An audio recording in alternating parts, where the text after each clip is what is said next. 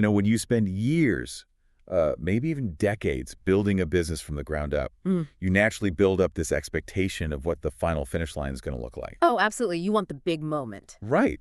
It's the Hollywood fantasy. You picture this massive glass-walled boardroom.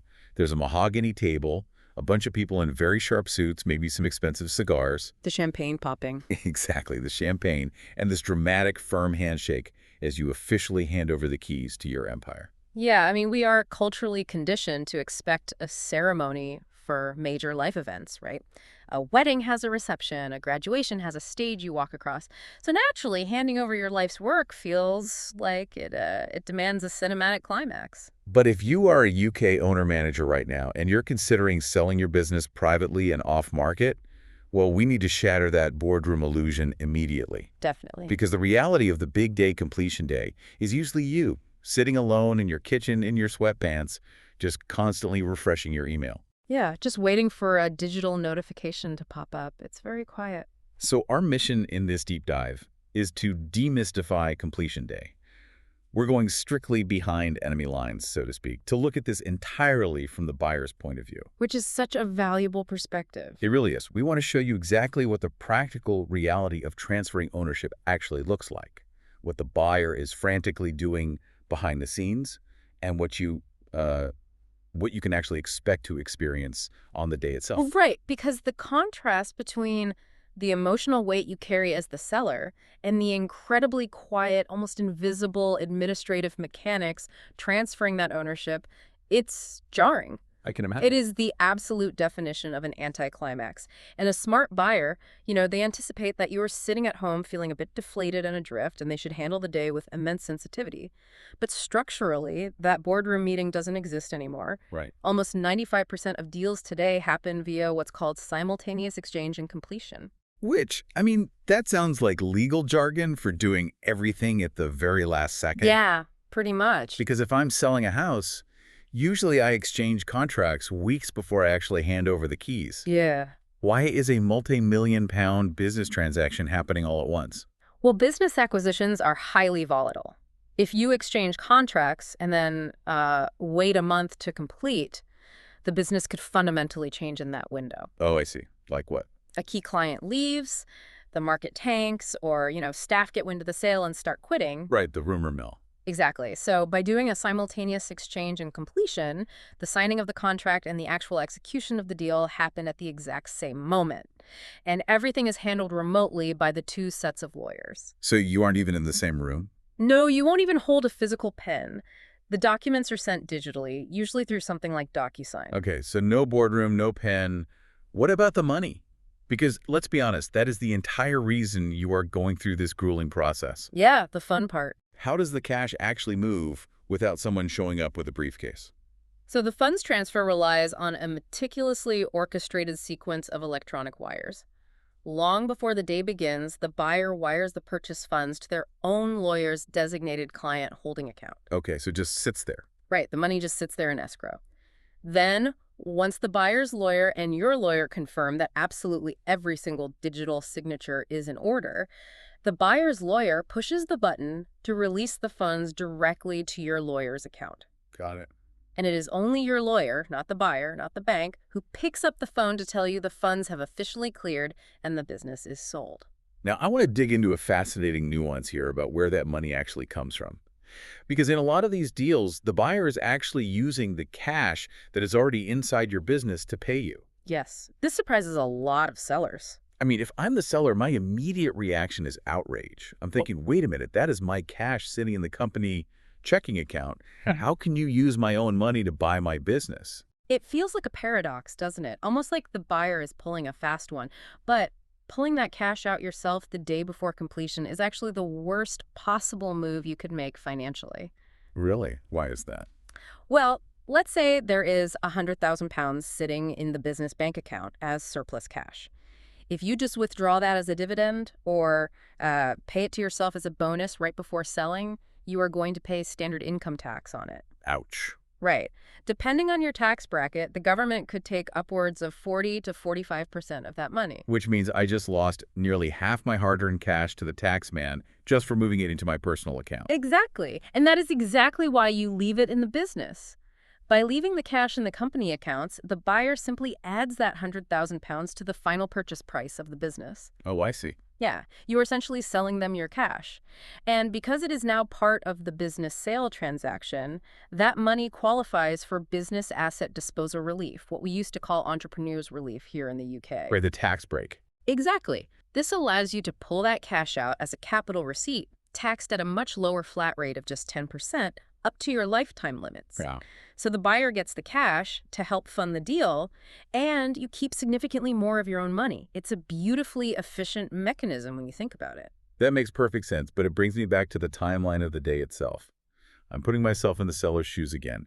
If the whole thing is just transferring digital funds and clicking a green button on a DocuSign email, why does the buyer tell you to keep your entire day open?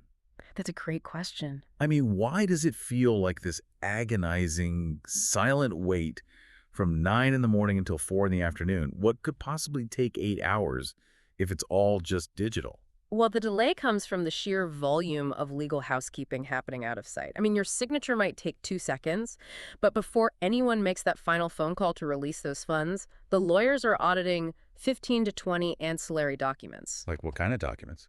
Oh, we are talking about director resignation letters, formal board minutes, stock transfer forms, draft share certificates, statutory compliance paperwork. Good grief. Yeah, and they are even checking that you, the seller, have actually sent your own closing costs to your solicitor's holding account. It is a massive, unforgiving checklist. So if one document is missing a date, or someone forgot to attach, I don't know, Schedule B, the entire multi-million-pound machine just grinds to a halt while some junior lawyer chases down a PDF. Pretty much. And that chasing takes time. Both sides' legal teams are passing drafts back and forth, ensuring every single comma aligns with the final sales and purchase agreement. That's why the silence is so deafening for you at home. But meanwhile, over on the buyer side, it is not quiet at all. Not even a little bit. Because the very second your lawyer says funds have cleared, the operational responsibility of the entire company flips to the buyer instantly. They don't get a grace period to figure things out. No, not at all. The buyer has been on high alert, in constant contact with their legal team all morning. The moment that deal confirmation comes through, a highly orchestrated military-style plan of action kicks off. You know, the best way I can visualize this is like buying a used car, but you have to buy it while it's driving down the motorway at 70 miles per hour. That is exactly what it's like. Right. The engine is running, the passengers are in the back, the radio is blasting, and the buyer has to jump through the window, grab the steering wheel, check the fuel gauge, and change the locks, all without the car ever slowing down. Yeah, because the business does not stop trading just because ownership transferred at 2:13 p.m. on a Tuesday. Exactly. Customers are still calling the front desk, suppliers are still dropping off inventory at the loading dock, and staff are still actively working. The buyer has to assume control of all of that momentum in real time. So let's break down how they actually grab that steering wheel, starting with the most critical part, the banking. If they own the business, they need the money.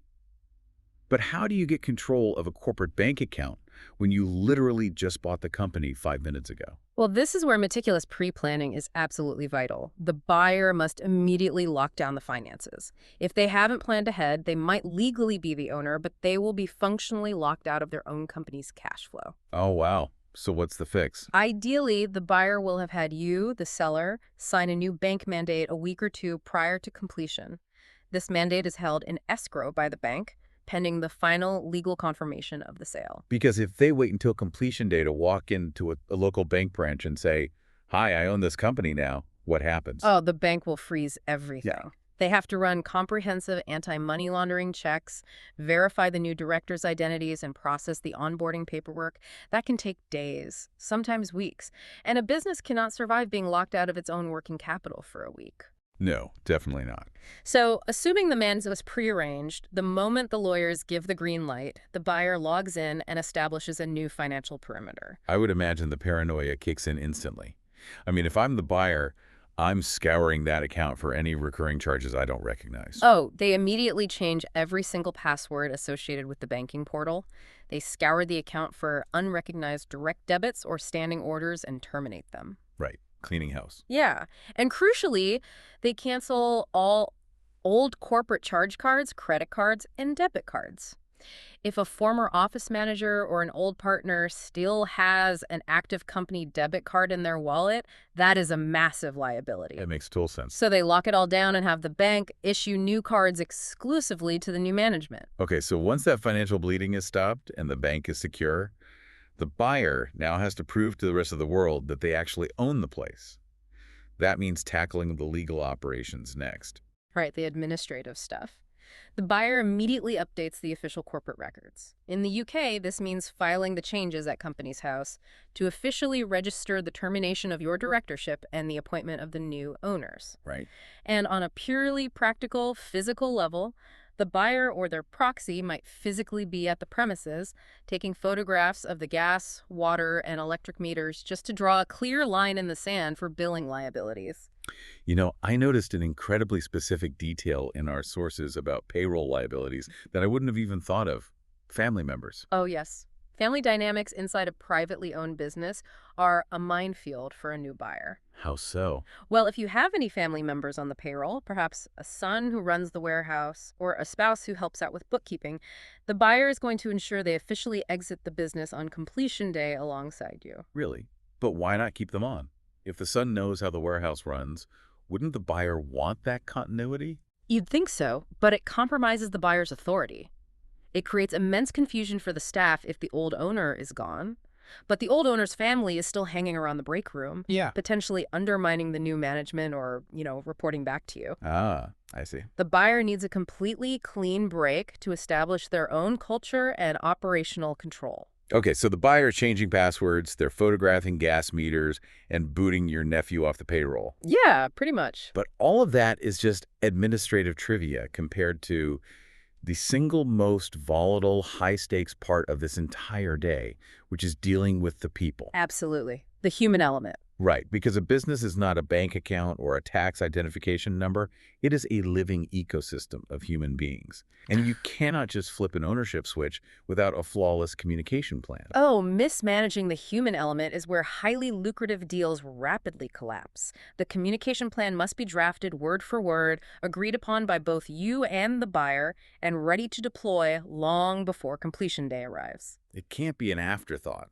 Exactly. In fact, a well-drafted sales and purchase agreement will explicitly mandate that all announcements to staff, suppliers, and customers must be joint announcements. Let's talk about the staff first, because I feel like that is where the anxiety is going to be the absolute highest.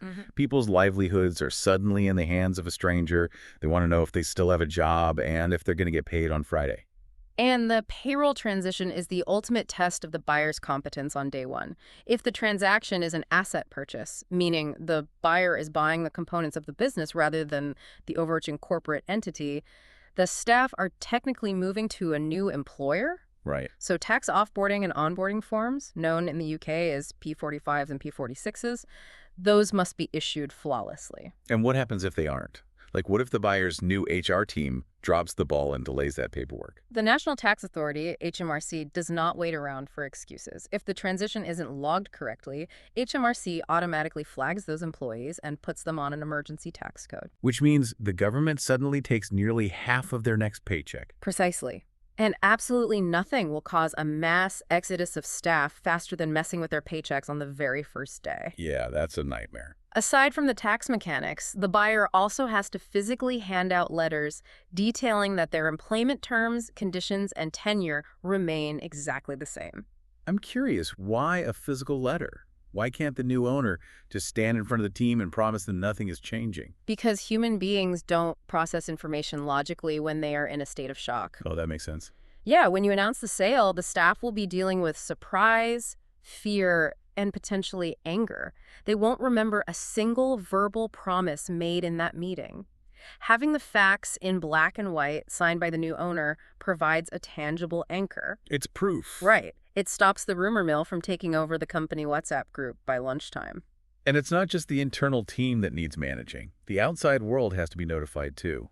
Exactly. Pre-drafted letters are immediately dispatched to key suppliers to reassure them that operations will continue normally and, most importantly, that their outstanding invoices will be paid. Always about the money. Always. And for customers, the message is about maintaining uninterrupted trust.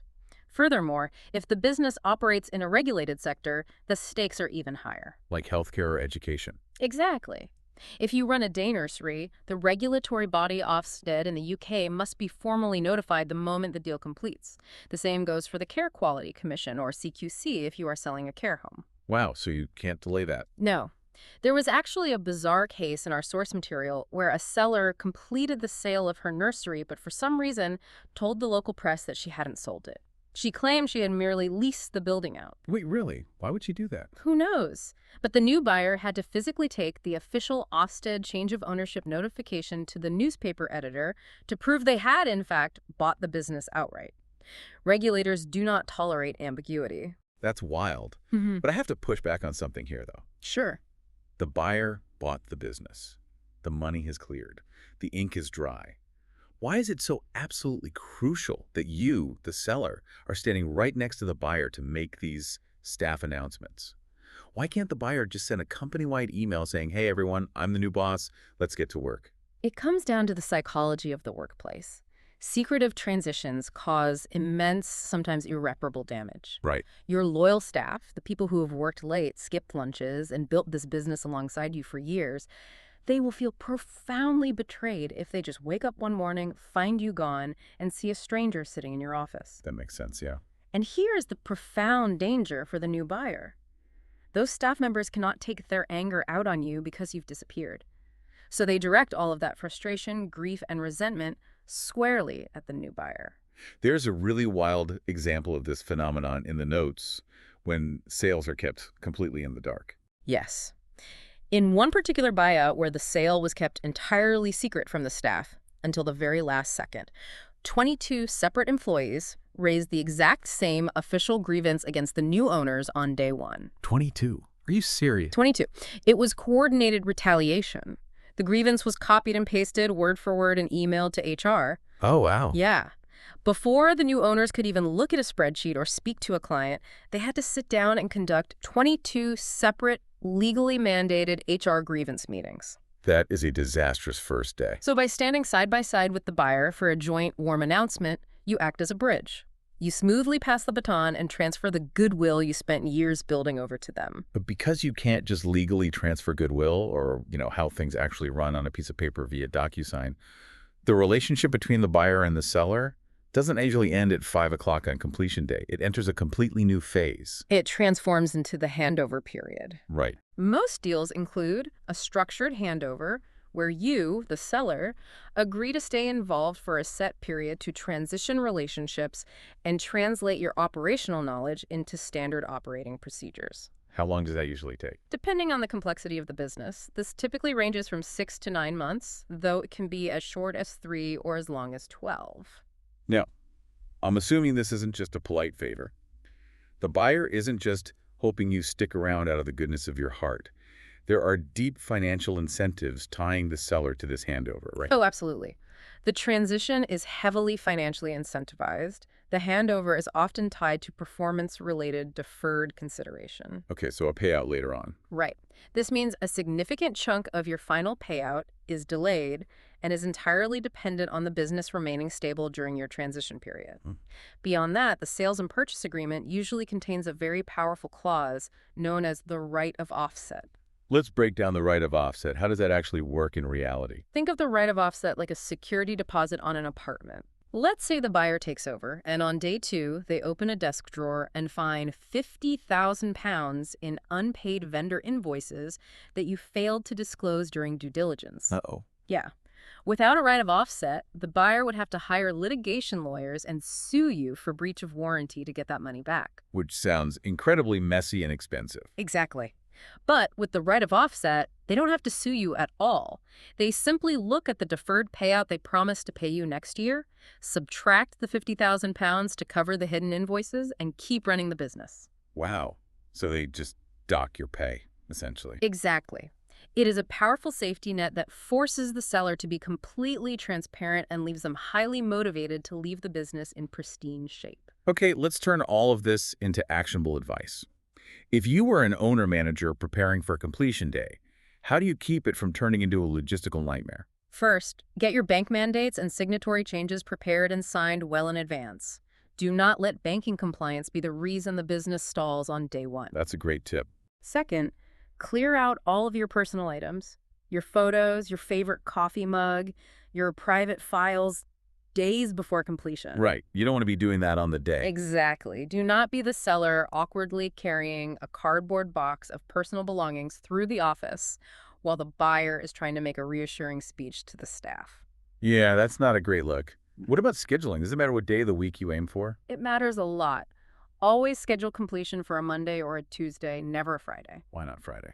Because if one single compliance document is missing on a Friday afternoon, the entire deal pauses and gets pushed to Monday. Over the weekend, people sit at home, they overthink, they talk to their anxious family members, and they get cold feet. Oh, I hadn't thought of that. Deals die over weekends. If you aim for a Monday and a document is missing, you just push it to Tuesday, keeping the momentum alive while everyone is still in work mode. Momentum really is everything. And I suppose a final practical tip would be to expect delays. Always. Almost every completion runs late. Do not book an expensive celebratory dinner for 5 o'clock.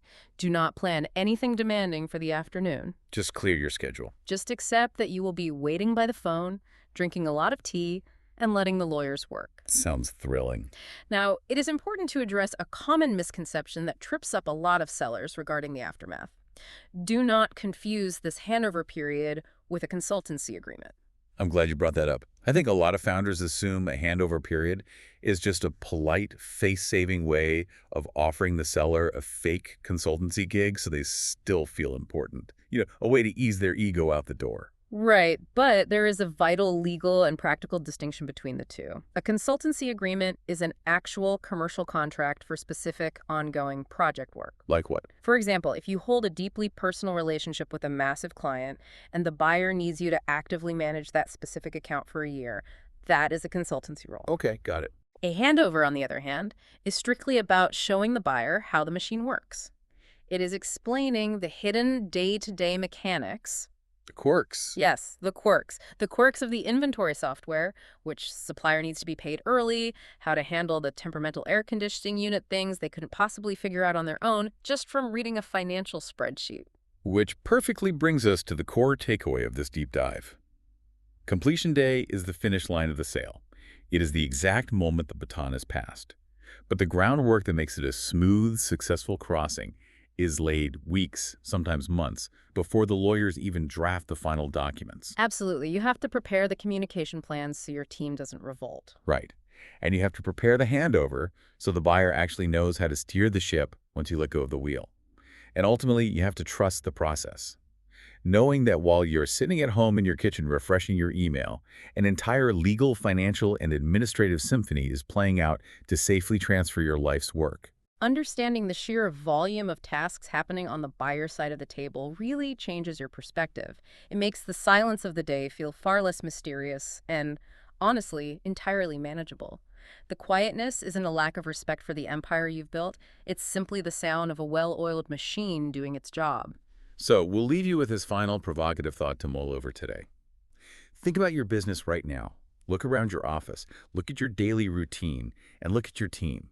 What vital, fundamental operational knowledge exists only in your head and absolutely nowhere on paper?